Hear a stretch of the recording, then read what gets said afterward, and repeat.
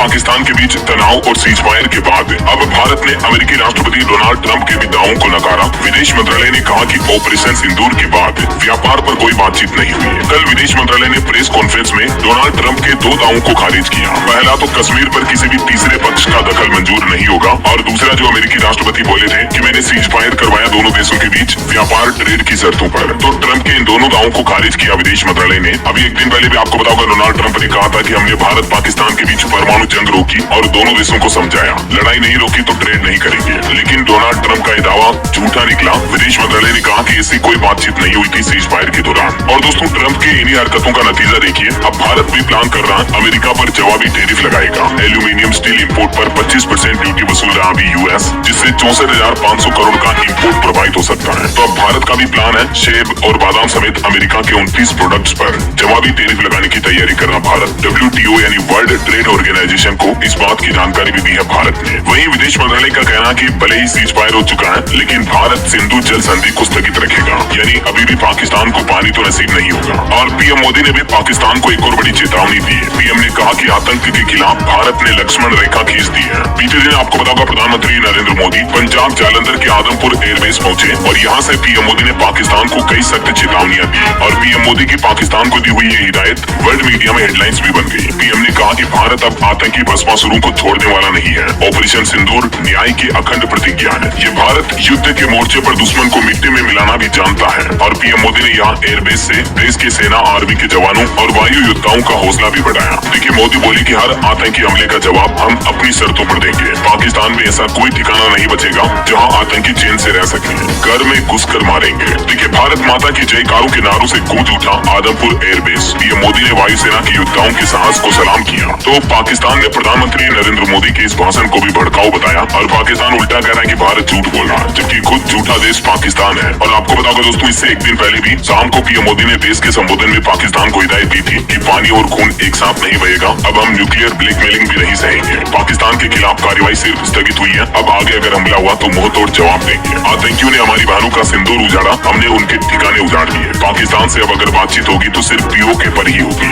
और पीओके के मुद्दे को लेकर विदेश मंत्रालय ने भी पाकिस्तान को कहा कि पीओके को खाली कर दें पाकिस्तान, क्योंकि ये कश्मीर भारत का है, भारत का ही रहेगा और इस मामले में कोई तीसरा पक्ष भी दखल ना दे। वहीं आदमपुर एयरबेस को लेकर जो पाकिस्तान ने झूठ फैलाया था, वो झूठ भी बेनकाब हो गया। पाकिस्तान ने कहा था कि हमने उनके इस एयरबेस को हमले में डिस्ट्रॉय कर दिया, लेकिन जब पीएम मोदी यहाँ पहुंचे तो उनके साथ दिखा S-400 और MiG-21 विमान भी। खबर है हरियाणा में भी एयरबेस को छू भी नहीं सकी पाकिस्तानी मिसाइल। सबसे करीब गिरा हिस्सा भी 4 किलोमीटर दूर था। 3 गाँव में टुकड़े गिरे थे। जबकि इतने दिन पाकिस्तान कह रहा है कि हमने भारत के कई एयरबेस उड़ा दिए, लेकिन सच्चाई ये है, देखिए जरा। जबकि उल्टा पाकिस्तान को कितना नुकसान हुआ, इसके भी अब कुछ सैटेलाइट फुटेज सामने आ रहे हैं कि भारत के एयर स्ट्राइक में कई पाकिस्तानी एयरबेस तबाह हुई है। ये देखिए आप सैटेलाइट की तस्वीरें। जम्मू कश्मीर में भी लश्कर के 3 और आतंकी ढेर हुए, जो तीनों सोफिया के थे। ड्रोन अटैक के बाद भारत ने पाकिस्तानी एयरफील्ड पर जो एयर स्ट्राइक की थी, उससे पाकिस्तान के कई रनवे और बिल्डिंग भी तबाह हो गए। और वही खबर आ रही दोस्तों, ऑपरेशन सिंदूर के 6 दिन बाद खुला जम्मू कश्मीर श्रीनगर एयरपोर्ट भी।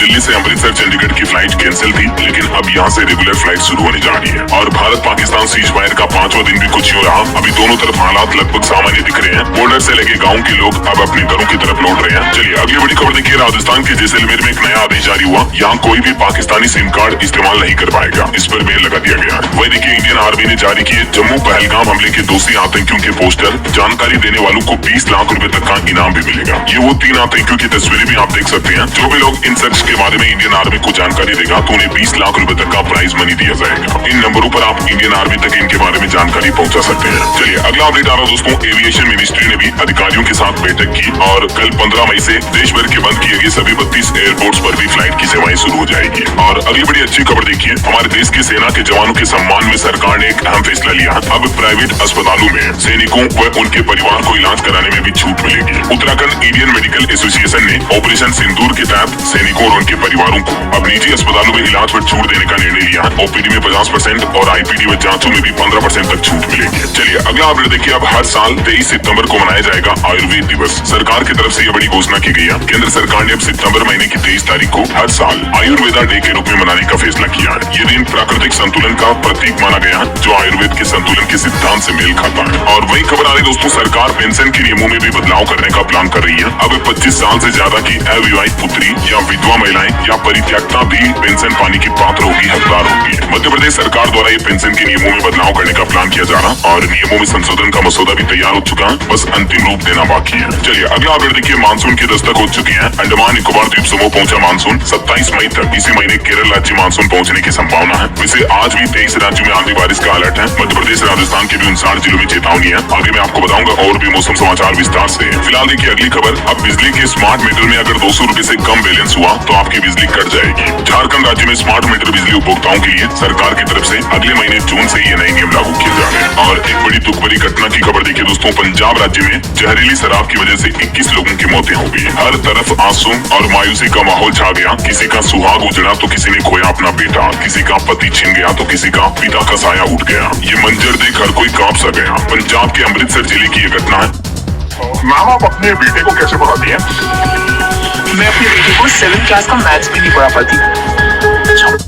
जहां जहरीली शराब की वजह से अब तक 21 लोगों की मौतें हो गई, जबकि यही शराब पीने वाले कुछ और लोग गंभीर रूप से बीमार हैं। हॉस्पिटल में भर्ती, हालत काफी गंभीर चल रही है। इस मामले में 9 लोगों को गिरफ्तार भी किया गया है। ये घटना है दोस्तों पंजाब के अमृतसर जिले के मजीठा क्षेत्र की। मुख्यमंत्री भगवंत मान ने भी इस घटना पर दुख व्यक्त किया और मृतकों के परिवारों को 10-10 लाख रुपए की आर्थिक मदद देने की भी घोषणा की है। इस मामले में 9 लोगों को गिरफ्तार भी किया गया है। चलिए अगली खबर आ रही है। जस्टिस BR गवई आज 14 मई को देश के 52वें मुख्य न्यायाधीश के रूप में शपथ लेंगे और इस पद पर पहुंचने वाले वे पहले बौद्ध न्यायाधीश भी होंगे। देश की राष्ट्रपति द्रौपदी मुर्मू ने आज शपथ दिलाएंगी। और वहीं सुप्रीम कोर्ट ने एक और बड़ा आदेश जारी किया। कहा कि AI का प्रयोग करके रिकॉर्ड को डिजिटलाइज करें। जो हमारे देश के हाई कोर्ट है, उच्च न्यायालयों में 7 लाख क्रिमिनल अपीलों पर सुप्रीम कोर्ट ने यह सलाह दी और कहा कि आर्टिफिशियल इंटेलिजेंस का इस्तेमाल करें और सभी कोर्ट क्रिमिनल केस को उनके रिकॉर्ड को डिजिटलाइज करें।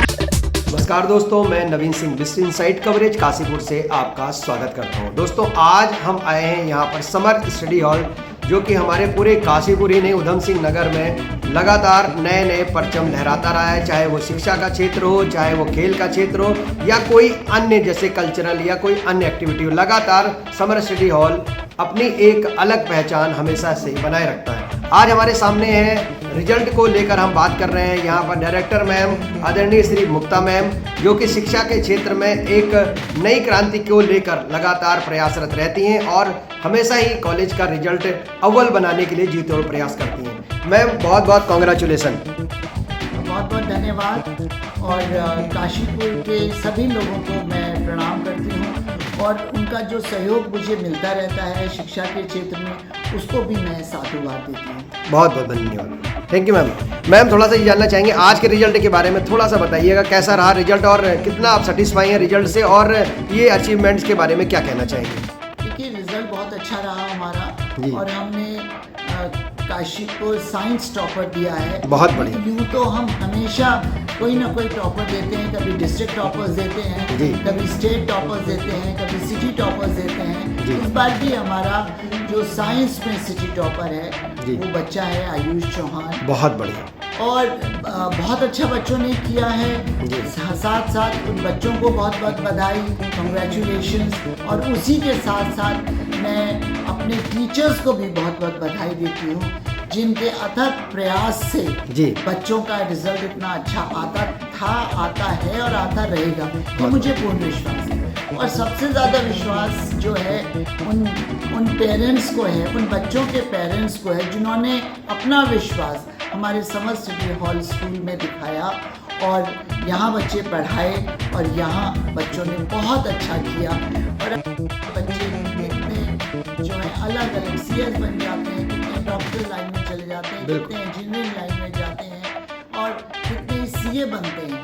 फौज में भी बहुत सारे बच्चे गए हैं। तो ये सब जो है बच्चों का अपना प्रयास, माता पिता का प्रयास और टीचर्स का प्रयास, ये कंबाइंड टीम होती है, तभी बच्चा आगे बढ़ पाता है। बहुत बढ़िया मैम, बहुत बहुत धन्यवाद मैम, आपने जो ये बातें कही हैं। मैम थोड़ा सा एक क्वेश्चन और पूछना चाह रहे थे आपसे कि जैसे कि इस बार जो बच्चों के रिजल्ट आए उसके बाद जो है नई स्ट्रेटजी क्या आप अपनाने जा रहे हैं? जैसे कि AI आ रहा है और कई फ्रेंच लैंग्वेज या अन्य चीज़ें जो आ रही हैं, उसके बारे में क्या अपनी स्कूल कुछ नया करने जा रहे हैं? देखिए हम लोग ने तो पहले से ही ये काम किया हुआ था। हमारे यहाँ फ्रेंच एक 3rd लैंग्वेज की तरफ बढ़ने जा रही थी और AI को हम बहुत महत्व देते हैं। कोडिंग क्लासेस हमारे यहाँ शुरू हो गई हैं।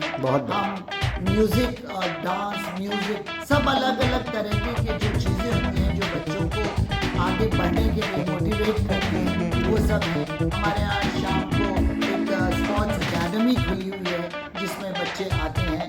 हमने अपना एक बहुत बड़ा हॉल ऊपर बनाया है जिसमें हमारे बैडमिंटन, इंडोर बैडमिंटन क्या क्लासेस चलती हैं। बहुत और नीचे हमने एक पिकल बॉल पिकल करके एक नया गेम शुरू हुआ है जी, वो हमने इंट्रोड्यूस किया है बच्चों के लिए। तो जो कुछ भी हम करते हैं वो बच्चों के भविष्य के लिए और बच्चों का ऑलराउंडर डेवलपमेंट के लिए ही काम। बहुत बढ़िया मैम, बिल्कुल बहुत अच्छी बात कही मैम आपने। चाहे शिक्षा का क्षेत्र हो या खेल का क्षेत्र हो, हर क्षेत्र में आपके जो है स्कूल आज झंडे गाड़ रहा है। समर स्टडी हॉल का नाम लगातार ऊंचाइयों की ओर बढ़ रहा है। तो आगे के क्या क्या लक्ष्य आप समझती हैं मैम? इतनी ऊंचाइयों पर आज स्कूल पहुंच गए, आप आगे के क्या लक्ष्य मानती हैं अपने लिए? देखिए, ऊंचाइयाँ तो कभी खत्म नहीं होती हैं जी बिल्कुल, क्योंकि स्काई इज द लिमिट, तो निरंतर आगे बढ़ना है।